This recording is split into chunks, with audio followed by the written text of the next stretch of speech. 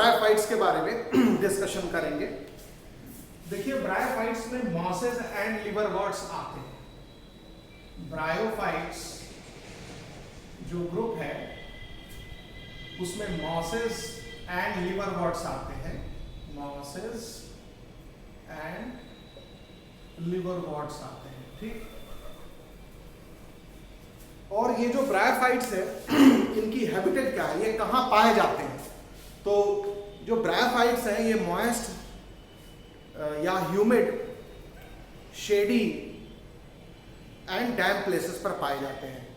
Moist या humid का मतलब है कि ऐसा एनवायरनमेंट जहाँ नमी हो, ठीक है, जहाँ पानी हो, और पानी भी बहुत ज़्यादा ना हो, हल्का फुल्का पानी हो, और छायादार जगह हो, शेडी लोकेशन हो, वहाँ बहुत ज़्यादा धूप ना हो, थोड़ी बहुत धूप अगर आती है तो चलेगा, और डैम्प लोकेशन होनी चाहिए। अगर मिट्टी है तो वो थोड़ी दलदली होनी चाहिए, नम मिट्टी। पैर अगर आप उस मिट्टी पर रखते हैं तो मिट्टी आसानी से दब जाती है नीचे, ठीक।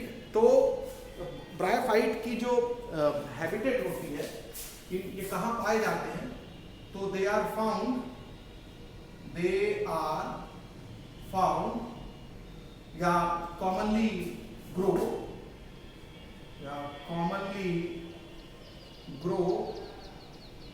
इन मॉइस्ट या ह्यूमिड,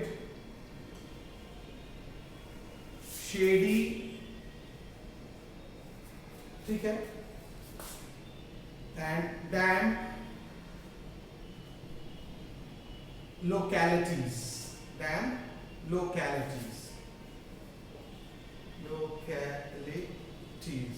ठीक। जहां भी इस तरह की परिस्थिति मिलेगी,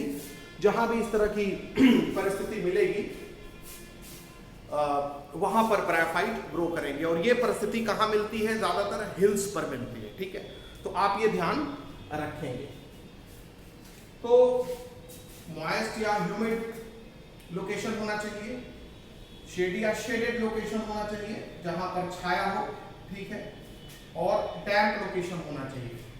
डैम्प मतलब जो मिट्टी है वो दलदली मिट्टी हो, पैर मिट्टी पर लगाने से मिट्टी आसानी से दब जाए। और ये लोकेलिटी जो होती है ये कहां पर यूजुअली मिलती है? On hills.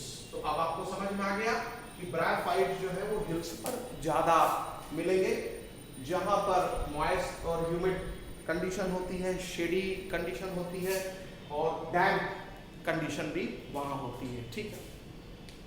अब जो नेक्स्ट पॉइंट आपको ध्यान रखना है कि जो ब्रायोफाइट्स होते हैं उनको एम्फीबियंस ऑफ प्लांट किंगडम कहा जाता है। क्या कहा जाता है? Amphibians of plant kingdom. तो ब्रायोफाइट्स को एम्फीबियंस ऑफ प्लांट किंगडम कहा जाता है, प्लांट किंगडम, ठीक है। अब ये एम्फीबियंस क्या होते हैं? एम्फीबियंस जो है ऐसे एनिमल्स होते हैं, ऐसे वर्टिब्रेट्स होते हैं जिनकी डुअल लाइफ होती है। ये लैंड पर भी रहते हैं और वाटर में भी रहते हैं। तो एम्फीबियंस जो है वो डुअल लाइफ दिखाने वाले एनिमल्स होते हैं, ठीक, जैसे फ्रॉग है, ठीक है। और इसका मतलब हुआ कि they live on land as well as in water, यानी इनको लैंड और वाटर दोनों की जरूरत पड़ती है, दोनों जरूरी होता है। ऐसे एनिमल्स को एम्फीबियंस कहा जाता है। तो ब्रायोफाइट को एम्फीबियंस ऑफ प्लांट किंगडम कहा जाता है। वो इसलिए कहा जाता है क्योंकि ब्रायोफाइट रहते तो लैंड पर है, मतलब सॉइल में रहते हैं, लेकिन उनमें सेक्सुअल रिप्रोडक्शन के लिए वाटर एसेंशियल होता है। बिना पानी के उनका जनरेशन आगे नहीं बढ़ पाएगा, उनमें सेक्सुअल रिप्रोडक्शन नहीं हो पाएगा। तो इनको एम्फीबियंस ऑफ प्लांट किंगडम कहने की वजह क्या है ब्रायोफाइट्स को?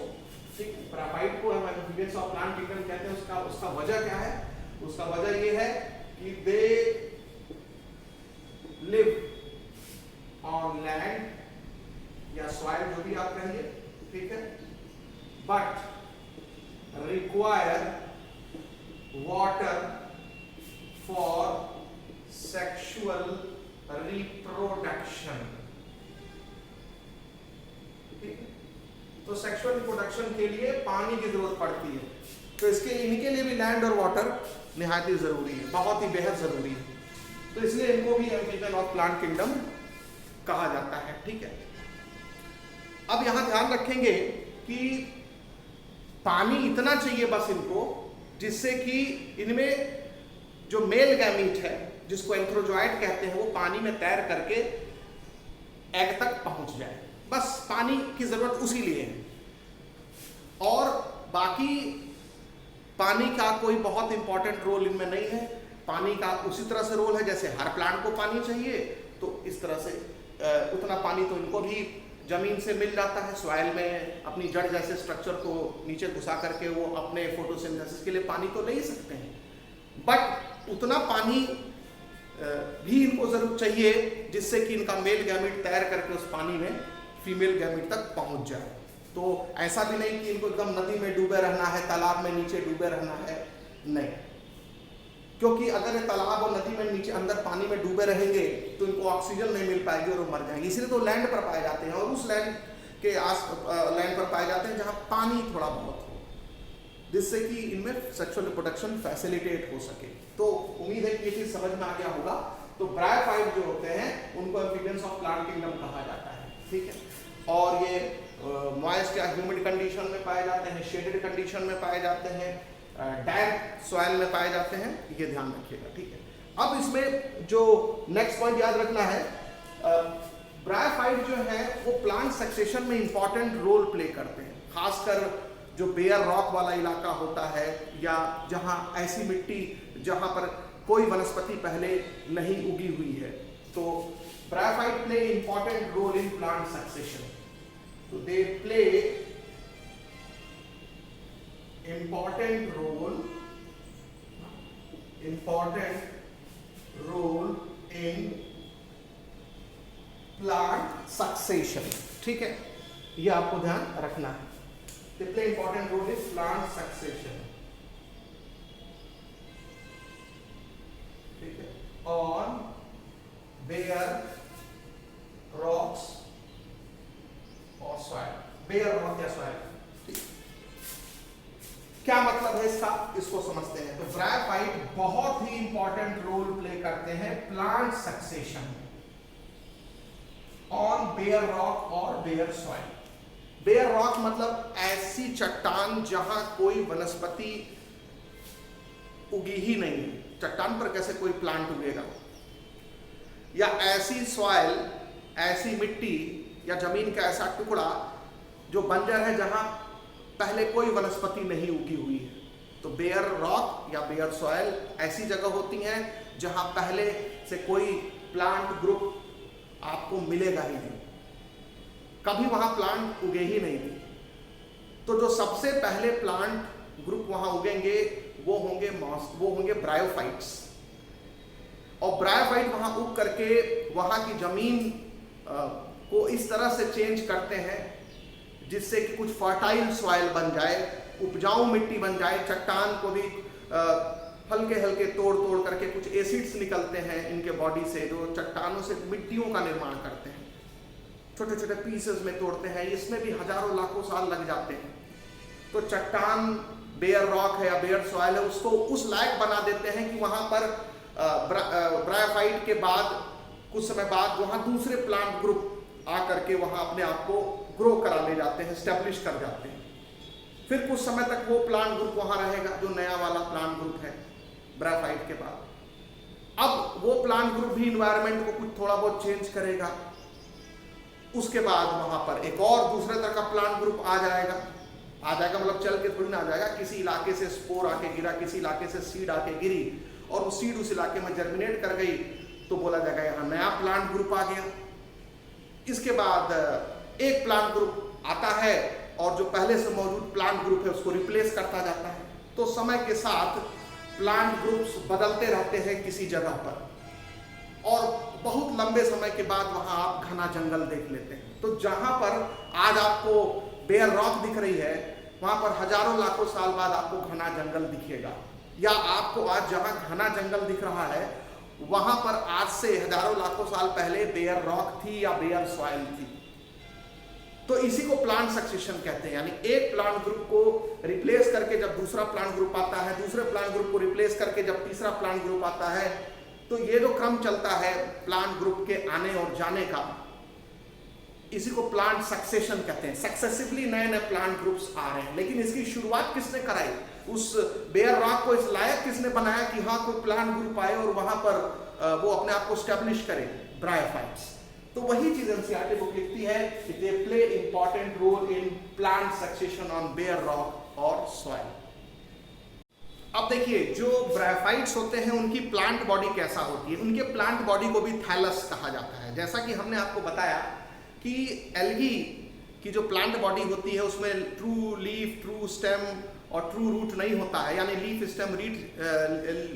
स्टेम रूट जैसा स्ट्रक्चर नहीं होता है, तो ऐसे प्लांट बॉडी को थैलस कहा जाता है। तो एल्गी का भी प्लांट बॉडी क्या है? थैलस है। सिमिलरली ब्रायोफाइट्स में भी प्लांट बॉडी में ट्रू रूट, ट्रू स्टेम और ट्रू लीव्स नहीं होते हैं, इसलिए उनके भी बॉडी को क्या कहेंगे? थैलस कहेंगे। लेकिन जो ब्रायोफाइट का थैलस होता है या ब्रायोफाइट की जो बॉडी होती है और वो एल्गी के थैलस या एल्गी के बॉडी से ज्यादा डिफरेंशिएटेड होती है, उसमें ज्यादा विभेदीकरण होते हैं, उसमें ज्यादा पार्ट्स आपको दिखते हैं। ठीक है, अब मतलब आप आसानी से देख के स्पष्ट समझ जाएंगे कि ये ब्रायोफाइट की प्लांट बॉडी है कि एल्गी की प्लांट बॉडी, यानी दोनों के थैलस में काफी बड़ा अंतर होता है। बल्कि ब्रायोफाइट का थैलस थोड़ा ज्यादा कॉम्प्लेक्स होता है एल्गी के थैलस के रिस्पेक्ट में। तो पहली बात तो ध्यान रखिए कि थैलस शब्द उस प्लांट बॉडी के लिए आता है जिसमें रूट, स्टेम, लीफ नहीं होता है। ठीक है, true root, true stem, true leaf नहीं होता है। वो अलग बात है कि लीफ जैसा कोई चीज दिख रहा है, स्टेम जैसा कोई चीज दिख रहा है, रूट जैसा कोई चीज दिख रहा है। ठीक है, तो इस लिहाज से उसको हम जो है ब्रायोफाइट के बॉडी को थैलस ही कहेंगे। ठीक है, अच्छा अब देखें, तो यहां पर आप लिख लेंगे कि plant body of bryophytes is called thallus. ठीक, तो एल्गी की भी बॉडी को आप थैलस कहते हैं और ब्रायोफाइट की भी बॉडी को आप थैलस कहते हैं। ठीक? और जो थैलस ऑफ ब्रायोफाइट है, it is differentiated, more differentiated. The thallus of bryophyte is more differentiated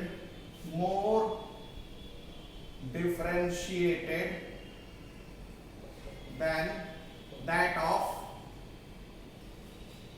algae. यानी एल्गी के थैलस से ब्रायोफाइट का थैलस जो होता है वो ज्यादा डिफरेंशिएटेड होता है। ठीक है, ये बात समझ में आ गया। और जो ब्रायोफाइट की बॉडी होती है, मतलब ब्रायोफाइट का जो थैलस होता है, वो या तो जमीन पर फैलता है या वो इरेक्ट ग्रो करता है। तो थैलस का जो ओरिएंटेशन है वो या तो प्रोस्ट्रेट होता है या इरेक्ट होता है। ठीक है, तो ये इसको आप मेंशन कर लें।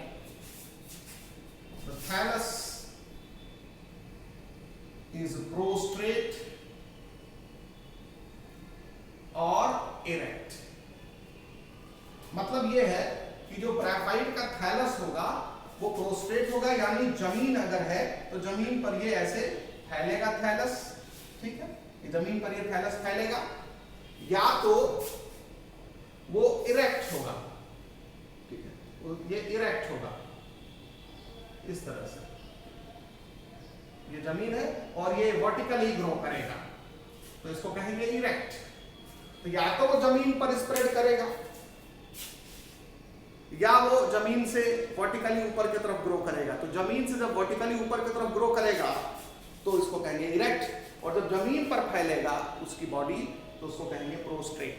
तो ब्रायोफाइट का जो थैलस होता है वो प्रोस्ट्रेट होता है और इरेक्ट होता है। और यहां पर ये लिख लेंगे कि ब्रायोफाइट में अपने आप को जमीन से अटैच रखने के लिए और जमीन से वाटर और मिनरल को एब्जॉर्ब करने के लिए रूट जैसे स्ट्रक्चर्स पाए जाते हैं जिनको राइजोइड्स कहा जाता है। तो राइजोइड्स के बारे में आप लिख ले, दे आर are या plant body is attached to, they are attached to substratum. Substratum मतलब जमीन या जिस भी structures attached हैं, they are attached to substratum by help of unicellular or multicellular rhizoid. Multicellular rhizoids. तो यूनिसेलुलर या multicellular rhizoid की मदद से वो अपने आप को सबस्ट्रेटम से अटैच रखते हैं, और राइजोइड से केवल वो अटैचमेंट ही नहीं रहता है। मान लीजिए ये मिट्टी है और ये मान लीजिए ये थैलस है, ये जमीन पर ऐसे स्प्रेड किया हुआ है थैलस, ठीक। तो इसके थैलस से ऐसे जड़ जैसे स्ट्रक्चर्स नीचे मिट्टी में धंसे रहते हैं, इन्हीं को राइजोइड्स कहा जाता है। क्या इनकी इरेक्ट बॉडी है, इससे जड़ जैसे स्ट्रक्चर मिट्टी में धंसे रहते हैं, इन्हीं को क्या कहा जाता है? राइजोइड्स कहा जाता है। तो राइजोइड्स क्या होते हैं? ये ब्रायोफाइट के बॉडी को सबस्ट्रेटम में पकड़ के रखते हैं। मतलब ब्रायोफाइट को आप आसानी से अलग नहीं कर सकते सबस्ट्रेटम से, क्योंकि वो राइजोइड के मदद से वो मिट्टी में धंसा हुआ है, और राइजोइड रूट जैसे काम करते हैं। They are not true root but they act like root. Root भी तो यही काम करता है, प्लांट को जमीन में गाड़ के रखता है, ठीक। तो ये भी आपको लिखना पड़ेगा कि ब्रायोफाइट्स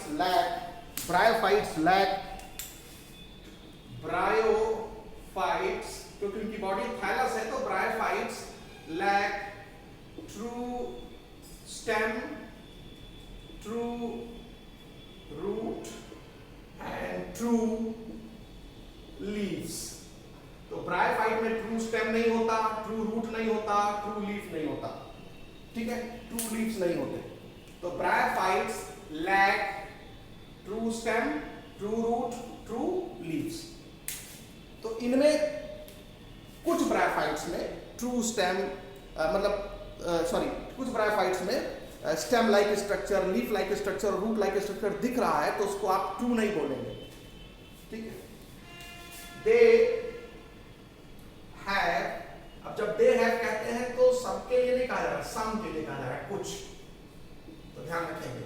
तो some bryophytes have stem like structure, stem नहीं, स्टेम जैसा, root like structures, root like, root जैसा, and leaf like structure, leaf जैसा स्ट्रक्चर्स आर प्रेजेंट, ठीक। तो stem like, root like, leaf like structures are present. ऐसा किस bryophyte के लिए आप कहेंगे?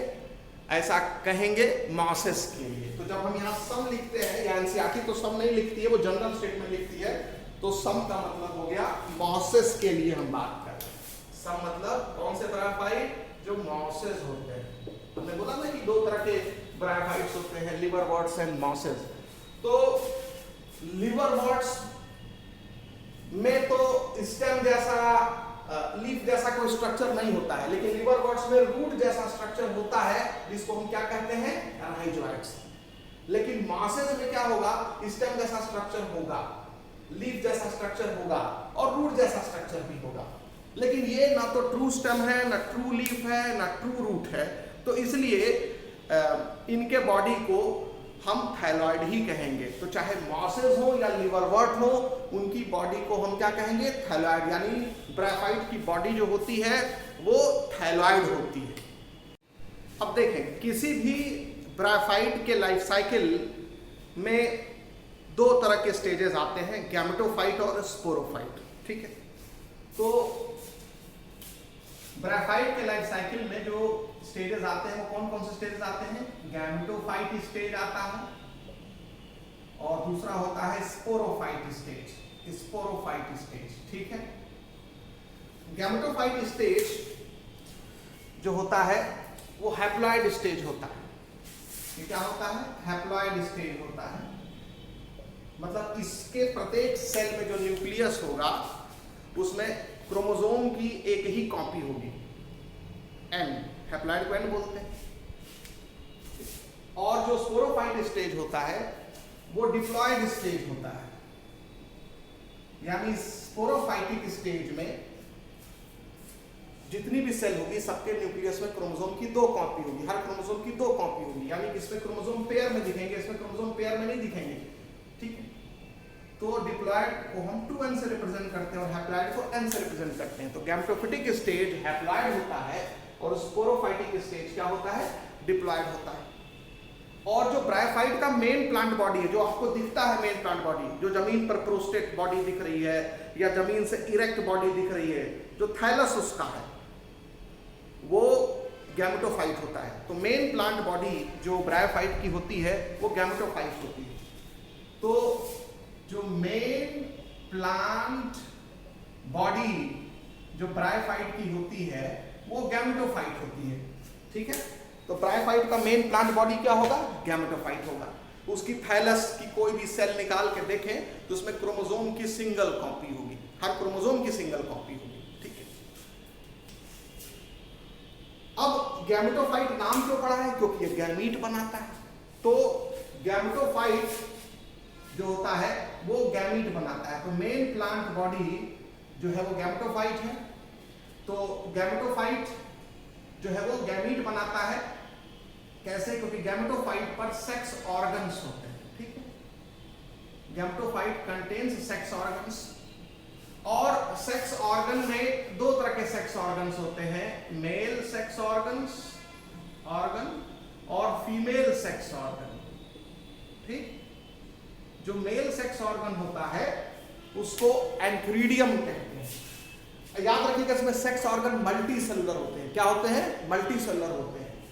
तो सेक्स ऑर्गन जो होंगे वो मल्टी सेलुलर होंगे, ठीक है। और मेल सेक्स ऑर्गन को एंथ्रीडियम कहेंगे। सिंगुलर है एंथ्रीडियम, प्लूरल है एंथ्रीडिया। और फीमेल सेक्स ऑर्गन को आर्कीगोनियम कहा जाएगा, आर्कीगोनियम कहा जाएगा। सिंगुलर है आर्कीगोनियम, प्लूरल है आर्कीगोनिया। जो एंथ्रीडियम होता है वो ओवल शेप या राउंड होता है, और नीचे एक स्टाल होता है, डंडी, और चारों ओर इसके एक जैकेट होता है, कवरिंग होती है, ठीक है। ये कवरिंग होती है और ये देखो कई सेल्स की बनी होती है ये कवरिंग। इस जैकेट मल्टी सेलुलर होता है और ये इसका स्टाल है, डंडी है, ये एंथ्रीडियम है। और इसके अंदर बहुत सारे मेल गैमीट बनते हैं और हर मेल गैमीट में 2 फ्लैजला होता है, बाई फ्लैजलेटेड मेल गैमीट्स, ठीक है। तो ये आप ध्यान रखेंगे, ठीक है। तो बाई फ्लैजलेटेड मेल गैमीट्स बनते हैं। तो इसमें हम मेल गैमीट्स बना रहे हैं और ये देखिए 2 फ्लैजला दिखा दिए। तो बाई फ्लैजलेटेड मेल गैमीट्स बनते हैं एंथ्रीडियम में। तो मैं लिख देता हूं बाई फ्लैजलेटेड मेल गैमीट्स, बाइफ्लैजेलेटेड एंथ्रोजॉइट्स। तो बाइफ्लैजेलेटेड एंथ्रोजॉइट्स, उसी को मेल गैमीट कहा जाता है। एंथ्रोजॉइट्स को ही मेल गैमीट कहा जाता है, ठीक। तो बाइफ्लैजेलेटेड 2 फ्लैजला वाले मेल गैमीट्स बनते हैं, ठीक। ये देखिए ये 2 फ्लैजला वाले मेल गैमीट्स। और आर्कीगोनियम जो है वो फ्लास्क शेप होती है। आर्कीगोनियम जो है वो ऐसे फ्लास्क शेप होती है, ऐसे। और इसमें भी चारों ओर जैकेट होता है। तो ब्रायोफाइटा में सेक्स ऑर्गन के चारों ओर जैकेट होता है, क्योंकि ब्रायोफाइट लैंड पर पाए जाते हैं तो पानी ना उड़ने पाए, क्योंकि धूप पड़ेगी तो पानी उड़ जाएगी, तो गैमीट मर जाएंगे। तो अंदर से पानी ना निकलने पाए तो जैकेट होता है। और इसके अंदर एक एग पाई जाती है। क्या होता है इसके अंदर, एक एग। तो एक एग बनाता है एक आर्कीगोनियम। तो एक आर्कीगोनियम में एक एग बनता है और एक एंथ्रीडियम में बहुत सारे मेल गैमीट बनते हैं। तो आर्कीगोनियम लिख लेंगे, ये फ्लास्क शेप्ड होता है। आर्कीगोनियम फ्लास्क शेप्ड होता है, ठीक। और नीचे डंडी होती है, इसको स्टाल्क कहा जाता है। कुछ ब्रायोफाइटा की स्पीशीज में स्टाल्क लंबे होते हैं, कुछ ब्रायोफाइटा की स्पीशीज में स्टाल्क लंबे नहीं होते। तो ये स्टाल्क है, ठीक। ये बात समझ में आ गया। तो एंथ्रीडियम का शेप जो है वो ओवल होगा या राउंड होगा, और आर्कीगोनियम का जो शेप होगा वो फ्लास्क शेप होगा। तो एंथ्रीडियम को आप ओवल या राउंड लिख सकते हैं, लेकिन आर्कीगोनियम देखो फ्लास्क के आकृति का होता है। तो आर्किगोनियम में एक एग बनता है और एंथ्रीडियम में बहुत सारे एंथ्रोजॉइट्स बनते हैं, और ये गैमेटोफाइट पर पाया जाता है, ये थाइलस पर पाया जाता है। ब्राफाइटा का जो मेन प्लांट बॉडी है जिसको आप थाइलस कहते हैं, जिसको आप गैमेटोफाइट कह रहे हैं, उसी पर ये दोनों सेक्स ऑर्गन होते हैं। ठीक, दोनों सेक्स ऑर्गन होते हैं। मतलब आप ऐसे समझ लो कि ये अगर कोई लीवर वॉट है, लीवर वॉट जो है ये इस तरह से दिखता है, ठीक है, ये लीवर वॉट है, तो इसी लीवर वॉट में इसी के अंदर एंथ्रीडियम भी होगा और इसी के अंदर आर्किगोनियम भी होगा। ये एंथ्रीडियम है, ये आर्किगोनियम है, देखो फ्लास्क शेप है, ठीक है ना, फ्लास्क शेप है, और इसके अंदर तो जो एंथ्रीडियम है वो हमने बना के दिखा दिया है, और ये क्या है, ये आर्किगोनियम है, आर्किगोनियम है। तो एंथ्रीडियम और आर्किगोनियम गैमेटोफाइट का पार्ट हुए। किसका पार्ट हुए? गैमेटोफाइट का पार्ट हुए। तो एंथ्रीडियम और आर्किगोनियम किस पर पाए जाते हैं? गैमेटोफाइट पर पाए जाते हैं, और ये सेक्स ऑर्गन है। तो सेक्स ऑर्गन पूछा जाएगा ब्राफाइटा में किस पर पाया जाता है, गैमेटोफाइट पर कि स्पोरोफाइट पर? तो गैमेटोफाइट पर। अरे भाई ये इनकी बॉडी है, ये गैमेटोफाइट है, और इसी में सेक्स ऑर्गन भी पाए जा रहे हैं और इसी में गैमीट बन रहे हैं, तो इसीलिए इसका नाम है गैमेटोफाइट। यानी वो बॉडी, वो फेज लाइफ साइकिल का जो गैमीट बनाता है उसको गैमेटोफाइट कहते हैं। तो why this stage is called, why main plant body is called gametophyte, because it produces gamete. तो गैमेटोफाइट जो है it produces gametes, it produces gametes। तो ये गैमीट बनाता है क्योंकि इसके ऊपर सेक्स ऑर्गन्स होते हैं। अच्छा, तो जब गैमेटोफाइट हैप्लॉइड है तो उसके ऊपर जो सेक्स ऑर्गन पाए जाएंगे वो भी तो गैमेटोफाइट का ही हिस्सा है, तो वो भी हैप्लॉइड होंगे, तो सेक्स ऑर्गन भी हैप्लॉइड होंगे, यानी एन होंगे, यानी एंथ्रीडिया भी एन होगा, आर्किगोनिया भी एन होगा, हैप्लॉइड होगा। आर्किगोनिया की कोई सेल निकालो तो उसमें क्रोमोसोम की सिंगल कॉपी होगी, हर क्रोमोसोम की सिंगल कॉपी होगी। एंथ्रीडिया की कोई सेल निकालो या आर्किगोनिया की कोई सेल निकालो तो उसमें हर क्रोमोसोम की सिंगल कॉपी होगी, या थाइलस की कोई सेल निकालो तो उसमें हर क्रोमोसोम की सिंगल कॉपी होगी। और जो अंदर गैमीट बन रहे हैं, ये जो एग है, ये मान लीजिए एंथ्रोजॉइट है और ये एग है, तो जो गैमीट्स होंगे वो भी हैप्लॉइड होंगे। Gametes are haploid, gametes are haploid. तो जो सेक्स ऑर्गन में गैमीट बन रहे हैं वो हैप्लॉइड है, और सेक्स ऑर्गन की सभी सेल भी हैप्लॉइड है। तो all cells in sex organ are haploid. क्यों? क्योंकि sex organ, because it is part of gametophyte, because it is part of gametophyte. ठीक, तो गैमीट को बनाने वाली सेल यानी गैमीट मदर सेल, जिस सेल से एंथ्रीडियम ये एंथ्रोजॉइट बन रहे हैं और जिस सेल से एग बन रहा है वो भी हैप्लॉइड और एग भी हैप्लॉइड। तो यानी कि इसका मतलब ये हुआ कि जो एग मदर सेल है, यानी एग बनाने वाली सेल है, या जो एंथ्रोजॉइट को बनाने वाली सेल है, एंथ्रोजॉइट मदर सेल, ये कहां पाई जाएंगी? सेक्स ऑर्गन में ही तो पाई जाएंगी, सेक्स ऑर्गन में ही तो पाई जाएंगी। In sex organ and mother cell archegonia में पाई जाएगी, एंथ्रोजॉइट मदर सेल एंथ्रीडियम में पाया जाएगा। ठीक है, ये हैप्लॉइड है, ये भी हैप्लॉइड। तो इनसे जो एग बनेगा वो कौन से डिवीजन से बनेगा? एग भी हैप्लॉइड है। और इनसे जो एंथ्रीडियम बनेगा, सॉरी एंथ्रोजॉइट बनेगा, एंथ्रोजॉइट भी हैप्लॉइड होते हैं। तो हैप्लॉइड सेल से हैप्लॉइड सेल बनना, हैप्लॉइड सेल से हैप्लॉइड सेल बनना, कौन सा डिवीजन होगा? माइटोसिस। तो यानी कि ब्रायोफाइट में जो गैमीट बनता है उसमें उसके बनने के दौरान कौन सा डिवीजन आप देखते हैं? माइटोसिस देखते हैं। हम लोगों में जब गैमीट बनता है या आगे चलकर जब हम आपको टेरिडोफाइटा, जिम्नोस्पोरेंजियस पढ़ाएंगे तो वहां गैमीट बनते समय आपको मियोसिस दिखेगा, रिडक्शन डिवीजन होगा।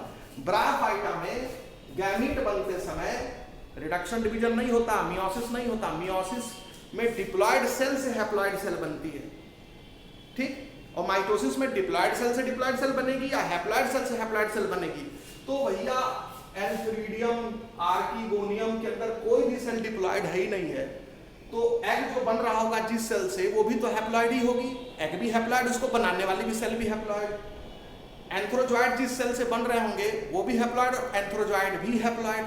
तो हैप्लॉयड से हैप्लॉयड सेल बनना, हैप्लॉयड से हैप्लॉयड सेल बनना में कौन सा डिवीजन देखेंगे? माइटोसिस। तो किस प्लांट ग्रुप में गैमीट बनते समय माइटोसिस देखते हैं?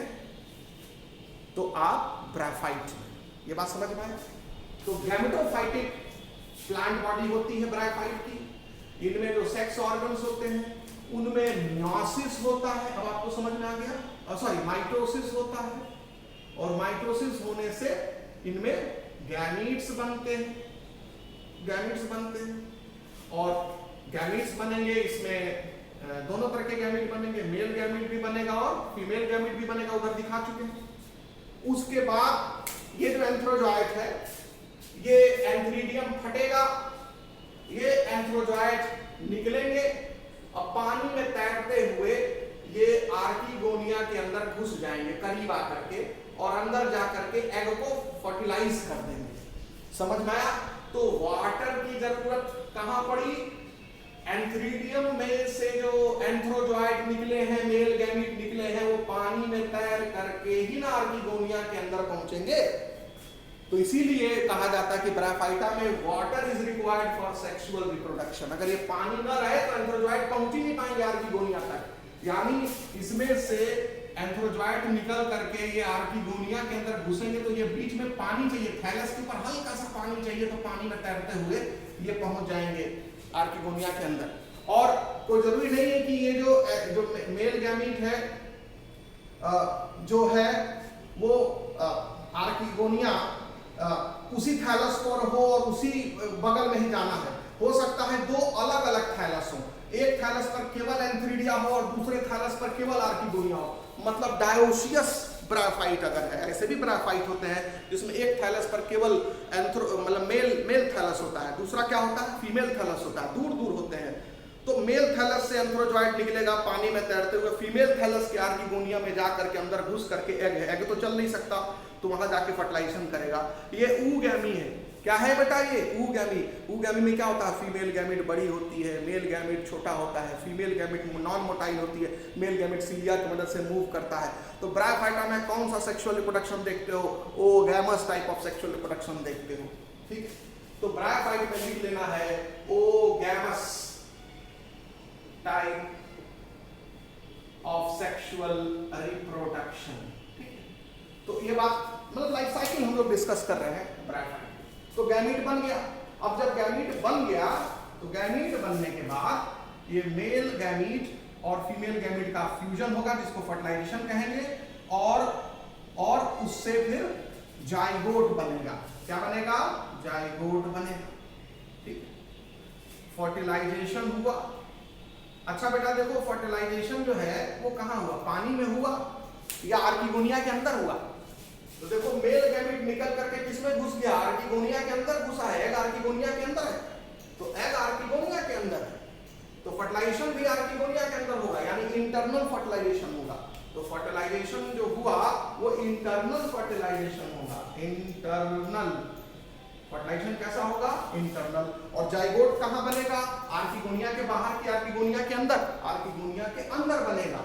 तो zygote is formed inside archegonia, is formed female sex organ के अंदर जाइगोट बनेगा। Male gamete female sex organ के अंदर घुस गया है, male gamete female sex organ के अंदर घुस के यहां पर फर्टिलाइजेशन कर रहा है, तो आर्किगोनिया के अंदर बनेगा zygote.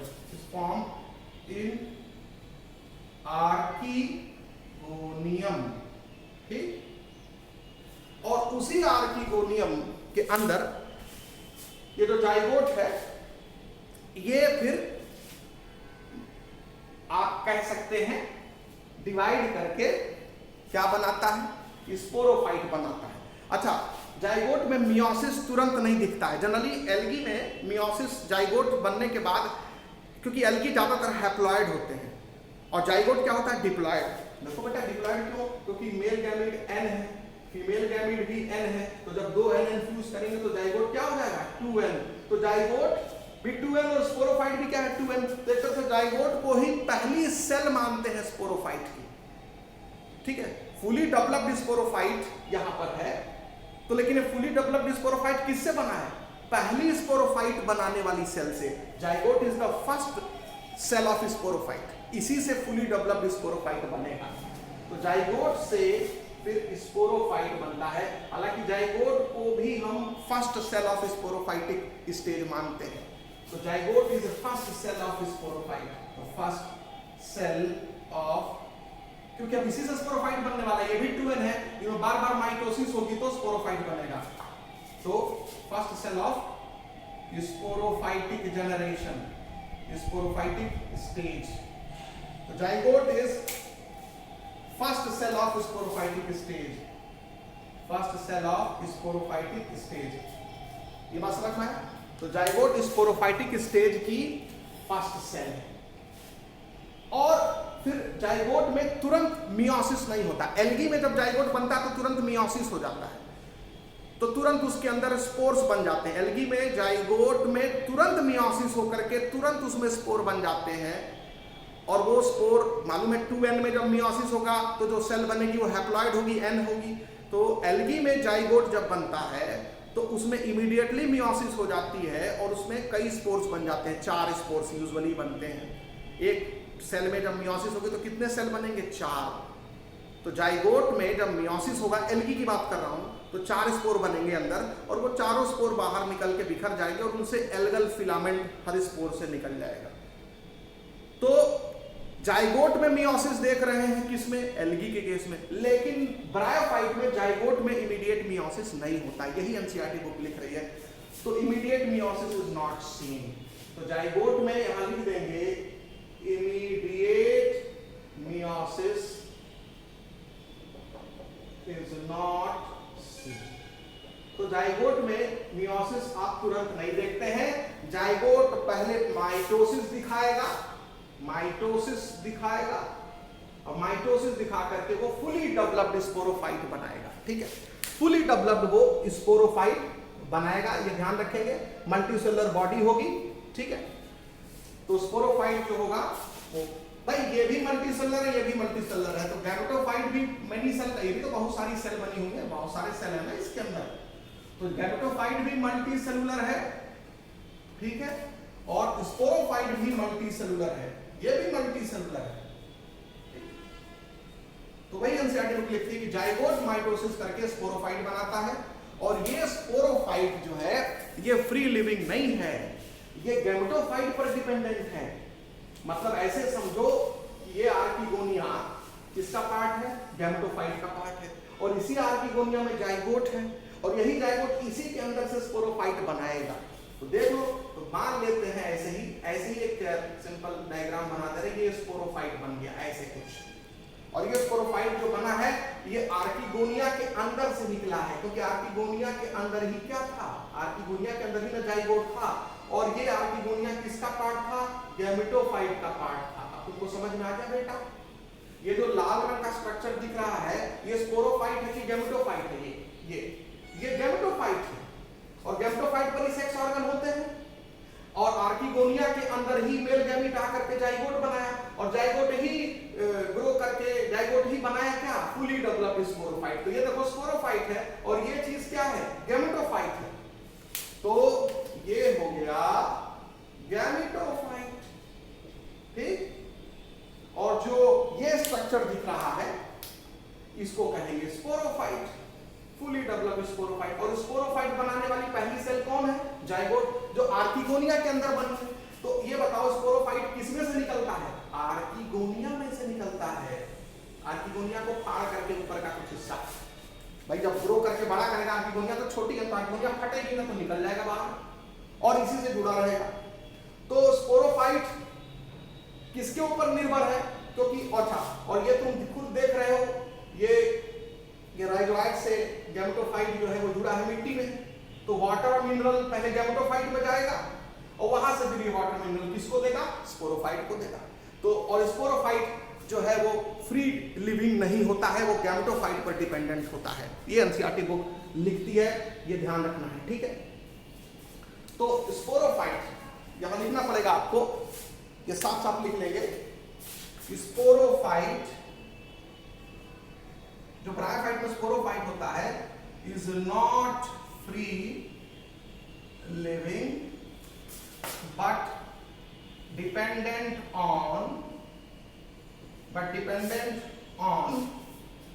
dependent on photosynthetic gametophyte। ये gametophyte हरे रंग का होता है और फोटोसिंथेसिस करता है, अपना भोजन खुद बनाता है, but dependent on photosynthetic gametophyte for food, gametophyte। तो ये बड़ी रिमार्केबल चीज है जो आपको ब्रायोफाइटा में याद रखना है, ठीक है। फॉर फूड, आप यहां फॉर फूड लिख देंगे, या एनसीईआरटी में लिखा है डिराइव न्यूट्रिशन फ्रॉम गैमेटोफाइट। तो तुमको समझ में आ गया कि ब्रायोफाइटा की लाइफ साइकिल में दो स्टेजेस आप ऑब्जर्व करते हैं, गैमेटोफाइट और sporophyte. Gametophyte main plant body होती है, मेन थैलस होता है, उसी पर सेक्स ऑर्गन्स होते हैं, और जब फर्टिलाइजेशन होता है तो वो जाइगोट बनता है आर्किगोनिया के अंदर, और आर्किगोनिया किसका पार्ट है? गैमेटोफाइट का पार्ट है, और उस आर्किगोनिया से जाइगोट जर्मिनेट करके स्पोरोफाइट बनाता है। तो स्पोरोफाइट और गैमेटोफाइट अलग अलग नहीं है, गैमेटोफाइट पर ही स्पोरोफाइट उग रहा है, और जो गैमेटोफाइट है वो फोटोसिंथेसिस करके भोजन बनाता है, और वो भोजन किसको देता है? स्पोरोफाइट को देता है। तो वाटर मिनरल भी स्पोरोफाइट को मिल रहा है, भोजन भी मिल रहा है स्पोरोफाइट को, किससे? गैमेटोफाइट से। तो किस प्लांट ग्रुप में sporophyte is dependent on gametophyte? Bryophyta. और स्पोरोफाइट को स्पोरोफाइट क्यों कहा गया? क्योंकि ये स्पोर बनाता है। अब इसमें मियोसिस होगा बेटा, अब इसके अंदर मियोसिस होगा, यानी स्पोरोफाइट में क्या होगा? मियोसिस होगा, ठीक है। अब बेटा मैं इसको मिटाने जा रहा हूं, तो स्पोरोफाइट में मियोसिस होगा, स्पोर्स बनेंगे, स्पोरोफाइट में मियोसिस होगा। देखो जाइगोट में मियोसिस नहीं हुआ था इमीडिएट, पहले जाइगोट से स्पोरोफाइट बन गया था, उसमें मियोसिस होगा और उससे हैप्लॉइड स्पोर्स बन जाएंगे। मियोसिस में 2n से कौन से सेल बनते हैं? n। तो स्पोरोफाइट क्या करता है? वो मियोसिस करता है और क्या बनाता है? हैप्लॉइड स्पोर्स बनाते हैं, ठीक। और ये हैप्लॉइड स्पोर बन करके गैमेटोफाइट बनता है, और यही हैप्लॉइड स्पोर जर्मिनेट करके मेन प्लांट बॉडी बनाता है, यही स्पोर जर्मिनेट करके मेन प्लांट बॉडी। तो स्पोर अगर हैप्लॉइड होगा तो जब ये जर्मिनेट करेगा तो हैप्लॉइड प्लांट बॉडी बनेगा, ठीक। तो स्पोर से गैमेटोफाइट बना, गैमेटोफाइट से गैमीट बना, गैमीट से फर्टिलाइजेशन हुआ, फर्टिलाइजेशन से स्पोरोफाइट बना। तो गैमेटोफाइट बनाता है स्पोरोफाइट, स्पोरोफाइट बनाता है गैमेटोफाइट। ये जो अल्टरनेशन होता है इसी को अल्टरनेशन ऑफ जनरेशन कहा जाता है। तो किसी भी प्लांट के लाइफ साइकिल में जो अल्टरनेशन ऑफ जनरेशन है, समझ में आया? What is alternation of generation? A plant showed two stages in life cycle, gametophyte and sporophyte. Gametophyte produces sporophyte and sporophyte produces gametophyte. Gametophyte produces gamete and gamete after fusion produces sporophyte. Sporophyte produces spores and spores after germination give rise to gametophyte. तो gametophyte से sporophyte, sporophyte से gametophyte। अब आपको समझ में आ गया? तो पूछा जाएगा कि सेक्स ऑर्गन किस पर पाए जाते हैं, स्पोरोफाइट पर कि गैमेटोफाइट पर? गैमेटोफाइट पर।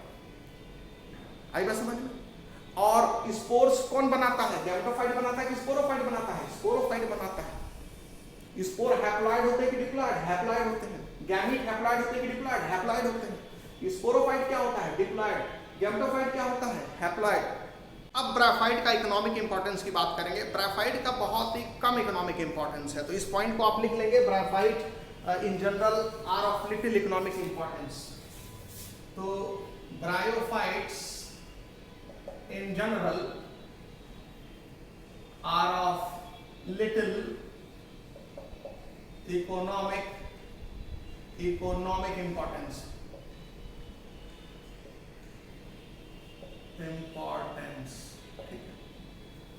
अब क्या इनका इकोनॉमिक इंपॉर्टेंस है? इनका एक इकोनॉमिक इंपॉर्टेंस तो है फूड के रूप में, ये हर्बेशियस मैमल को, बर्ड को और सम अदर एनिमल्स को भोजन प्रोवाइड करते हैं। तो they are used as food for herbaceous, जो शाकाहारी मैमल्स होते हैं वो इनको पसंद करते हैं खाना, हर्बेशियस मैमल्स, बर्ड्स इनको खाते हैं, अदर एनिमल्स में जैसे सैलामेंडर हैं ये सब खाते हैं अदर एनिमल्स, ठीक। तो फूड के रूप में फिर एक ब्रायोफाइट होता है जिसको स्फेग्नम कहते हैं, वो मिट्टी में डिपॉजिट हो करके जब स्फेग्नम की बॉडी डिसइंटीग्रेट करती है तो वो नीचे मिट्टी में डिपॉजिट होते रहता है और पीट बनाता है, और पीट जो है वो फ्यूल के रूप में यूज होता है, ठीक। तो आप ये ध्यान रखेंगे। दूसरा जो इंपॉर्टेंस है, ठीक है, तो स्फेग्नम जो है एक तरह का मॉस है, ठीक है, ठीक। तो स्फेग्नम जो है वो एक तरह का मॉस है, प्रोवाइड पीट, इट प्रोवाइड पीट, ये पीट प्रोवाइड करता है, ठीक है, इट प्रोवाइड पीट which is used as fuel, which has been used as fuel for long, which has been used as fuel for long। अब ये पीट क्या है? वही स्फेग्नम की बॉडी, जब स्फेग्नम की डेथ हो जाती है तो उसकी बॉडी नीचे इकट्ठा होती रहती है, तो एक पूरा आपको डिब्रीज मिलता है, मलबा मिलता है स्फेग्नम का, और वो जम जाता है, उसी को पीट कहा जाता है। उसको लोग ले आते हैं और फ्यूल के रूप में यूज करते हैं, ठीक है। तो स्फेग्नम का ये पीट के रूप में इस्तेमाल किया जाता है, ठीक है। और ये स्फेग्नम पैकेजिंग मटेरियल के रूप में भी यूज किया जाता है, पैकेजिंग के लिए यूज किया जाता है फॉर ट्रांसशिपमेंट ऑफ मटेरियल्स, और ये क्योंकि मॉइस्चर होल्ड करता है, ये अपने में नमी रखता है, तो स्फेग्नम को आप तोड़ के लाइए, मटेरियल को चारों तरफ से रैप कर दीजिए, उसमें से नमी निकलने नहीं देगा, उसको नमी देगा। तो जिस चीज़ को आपको नम रखना है लंबे समय तक उसको स्फेग्नम से लपेट दीजिए और उसको फिर भेज दीजिए जहाँ भेजना है आपको, तो वो सूखेगा नहीं वो चीज़। कोई किसी चीज़ को आपको नम रूप में ही उसको एक जगह से दूसरे जगह भेजना है तो स्फेग्नम एक बेटर मटेरियल का काम करता है। तो स्फेग्नम का जो दूसरा इस्तेमाल है, it is use packing materials, it is used for packing materials, it is used for packing materials, ठीक है, for transshipment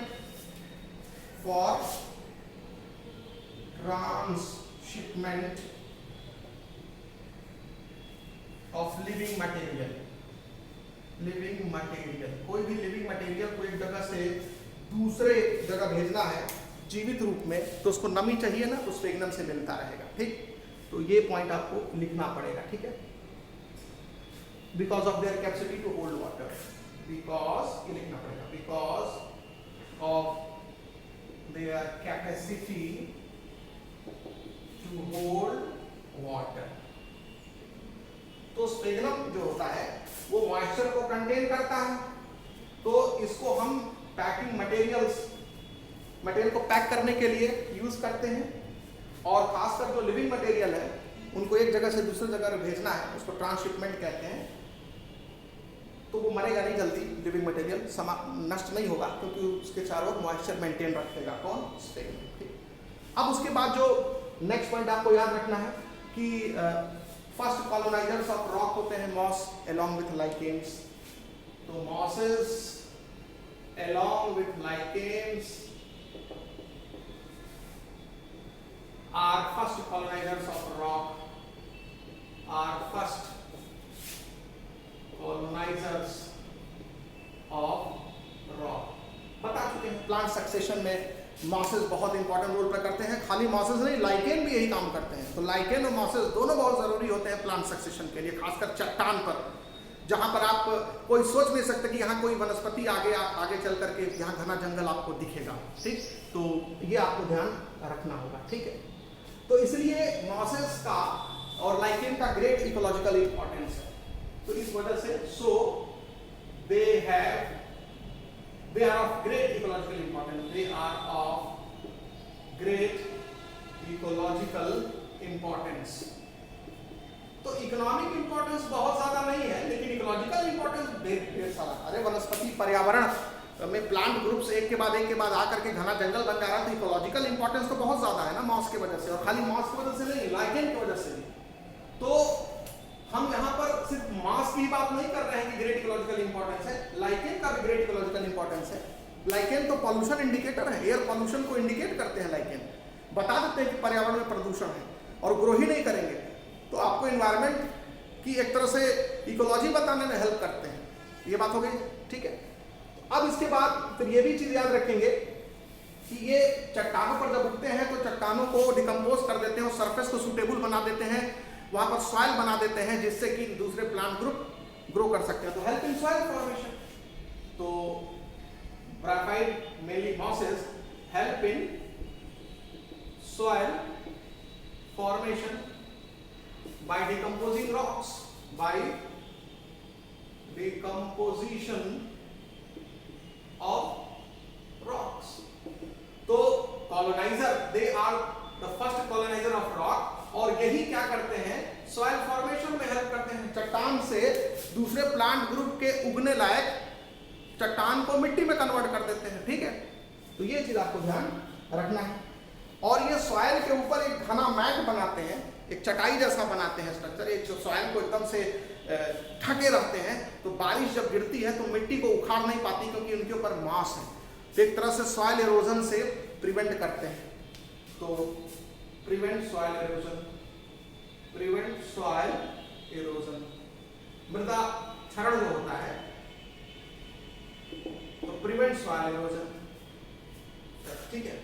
They reduce the impact of rain, they reduce the impact of rain on soil.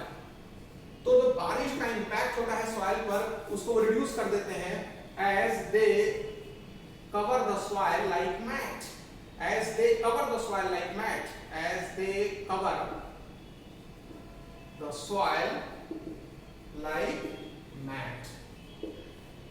तो याद रखेंगे ये soil को ये mat जैसा cover करते हैं, cover the soil like mats. तो ये हो गया ब्रायोफाइट का जो इकोलॉजिकल इंपॉर्टेंस है। ये सब इकोलॉजिकल, सॉइल इरोजन से बचाना, सॉइल फॉर्मेशन करना, ये दो मेन काम होता है, सॉइल इरोजन से बचाना, सॉइल का फॉर्मेशन करना, ये इकोलॉजिकल इंपॉर्टेंस है। और इकोनॉमिक इंपॉर्टेंस में फ्यूल के रूप में यूज होना, फूड के रूप में यूज होना, ये क्या हो गया इनका इकोनॉमिक इंपॉर्टेंस हो गया। इकोलॉजिकल वैल्यू ब्रायोफाइट की जाता है इकोनॉमिक वैल्यू से,